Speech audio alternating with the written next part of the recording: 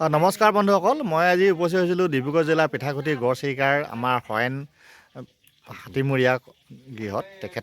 তেখেতসকলে কেনেকৈ নাটক কৰিছিলে হাতীমূৰীয়া নমস্কাৰ জনাইছোঁ। নমস্কাৰ। আপুনি 90 দশকতে আমাৰ গ্ৰাম্যাঞ্চলৰ চহা জীৱনৰ পৰা ওলাই গৈ বৰ কষ্ট কৰে নাটকৰ লগত জড়িত হৈছিলে, কিছু কথা কওকচোন। এইটো কি ক'ম আৰু, মই প্ৰথম গৈছিলোঁ আমাৰ লোকেশ্বৰ ৰাজকোঁৱৰ ছাৰে মোক পঠালে প্ৰথম ৰচিদ হাজৰিকা নামৰ এজন মানুহৰ ব্যক্তিৰ লগত। তেখেত এতিয়া মৃত, আৰু তেখেতৰ সান্নিধ্যতে গৈ উদ্দীপনা থিয়েটাৰ, তিতাবৰ বীণা হায়েকৰ উদ্দীপনা থিয়েটাৰ, সুনীতি চাংমাই বৰুৱা, আৰু তেখেতৰ থিয়েটাৰতে আছিলোঁ। বহুত কষ্ট কৰি মেলি পিছত মই এজন ডান্সৰ পৰা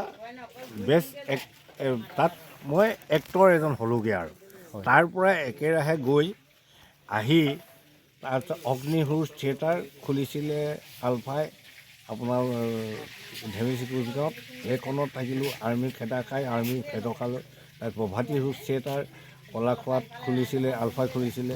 সেইখন থিয়েটাৰটো আৰ্মি খেদা খাই মেলি ধৰপাকৰ হৈ প্ৰভাতী সুৰ থিয়েটাৰ আকৌ প্ৰভাতী সুৰ থিয়েটাৰত থাকিলোঁ। সেই থিয়েটাৰত থাকি আমাৰ মালিকে পইচা পাতি নিদি তেওঁ কৰিলেগৈ চাৰেণ্ডাৰ, গুৱাহাটীত গৈ চাৰেণ্ডাৰ কৰিলে। সেই পইচা পাতি নাপালোঁ। তেতিয়াৰ তাৰপিছত আহি গাঁৱে ভূঞে নাটক চাটক শিকাই মেলি অনুষ্ঠান কৰি অভিজ্ঞতা হ'ল। আমি পবিত্ৰ মোহন ফুকনৰ পাইছিলোঁ। আপোনাৰ এজন আছিলে আপোনাৰ গোলাঘাটৰ সদা হাজৰিকা, আমাৰ যতীন গোস্বামী ছাৰ, নৃত্য সম্ৰাট যতীন গোস্বামী ছাৰ বৰ্তমান আছে। তেখেতে গোটেই অসমৰ সাংস্কৃতিক দিশটোকে তেওঁ নিৰীক্ষণ কৰে। তেওঁ মুধচ খুটা অসমৰ গ্ৰুপ পাইছিলে আপোনালোকে নহয় জানো? মই বহু ভাল ভাল শিক্ষক পাইছিলোঁ মোৰ ডান্স থিয়েটাৰত থকা অৱস্থাত। হয়, তেতিয়া আলফাই ধৰক ভাল ভাল ব্যক্তিসকলক নিমন্ত্ৰণ জনাইছিলে, আমি প্ৰশিক্ষণ লৈছিলোঁ। সেই অনুপাতে আহি আমি তেনেকৈ চলাই গৈ তাৰ সমন্বয় থিয়েটাৰত কণ্টিনিউৱাছ ৰোহিণী চাংমাই থিয়েটাৰ সমন্বয় থিয়েটাৰ খুলিছিলে। সেইখনো আলফাই সান্নিধ্য আছিলে। তাত 8 বছৰ দিন সেইখনত থাকিলোঁ। তাত ভাল ভাল দায়িত্ব। আমি তাত আপোনাৰ আজাদ হুছেইন, আপোনাৰ কি কয় ভাল হেমন্ত বৰুৱা, তাৰপৰা আপুনি 90 দশকতে নাটক কৰিবলৈ যিহেতু গৈছিল, আপুনি কৈছে যে আপোনাৰ শিক্ষাগুৰুৱে পঠিয়াইছিল। আপুনি যিহেতু স্কুলত পঢ়ি থাকোঁতে আপুনি নাটকৰ প্ৰতি ধাউতি আছিল। আপুনি যথেষ্ট প্ৰথম পৰাই নাটকৰ প্ৰতি ধাউতি থকা এজন ব্যক্তি। আপুনি ইমান গ্ৰাম্যাঞ্চলৰ চহা জীৱনৰ পৰা তেতিয়া গ'ল। আচলতে আপুনি গৈ পিনে আমাৰ অঞ্চলৰ কাৰণে বহু কৰিলে। এই অঞ্চলত গ'ল আপুনি নাটক বা আমাৰ এতিয়া যিটো ভাওনা বা আপোনাৰ জয়া উৎসৱ, সকলোতে আপুনি জনপ্ৰিয়তা আছে। এই বৃহৎ অঞ্চলতো আপোনাক সকলোৱে চিনি পায়। আপুনি কাহানিও পইচাৰ প্ৰতি লালসিত নহ'ল, সদায় ৰাইজৰ সেৱাৰ কাৰণে বৰ্তি হৈ থাকিল।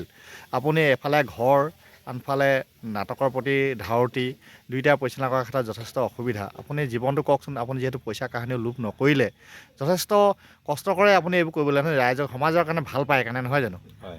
কওক আজি এই সংক্ৰান্তত কিছু কথা। এইটো সংক্ৰান্তত হ'ল বিশেষকৈ মোৰ পৰিবাৰ, এইখিনি ক্ষেত্ৰত মোৰ সহায় কৰা মানুহগৰাকী হ'ল পৰিবাৰ। হয়। আৰু মোৰ যিমানখিনি জেং আহিলেও, যিমান দুৰ্যোগ আহিলেও, হয়, পৰিবাৰে মোৰ কাহানিও ঘৰত অভাৱটো নেদেখুৱায়। হয়, মই ঘৰত চাউল আনি দিব নোৱাৰিলেও মোৰ আগত কাহানিও নকয় যে চাউল নাই বুলি। হয়, তেখেতে সেইটো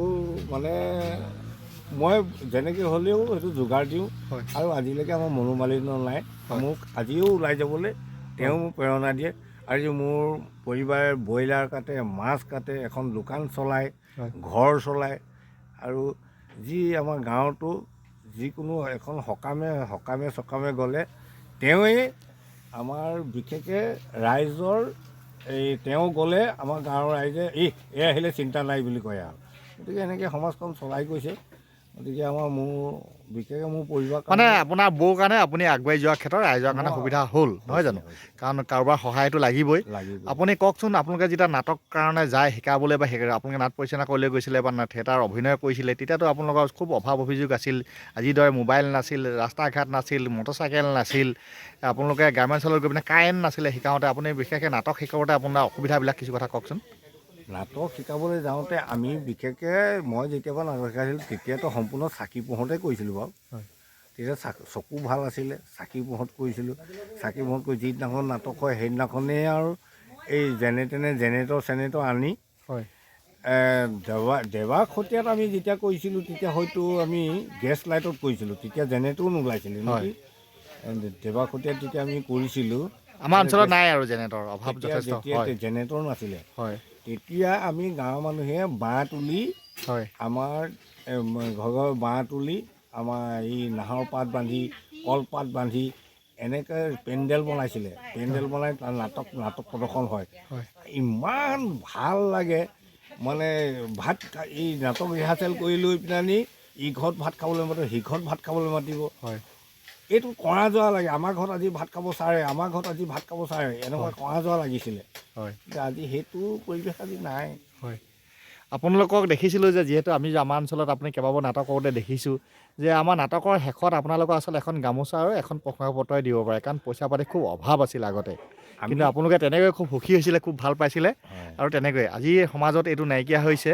আমাক তেতিয়া এই নাটক শিকাই থাকোঁ।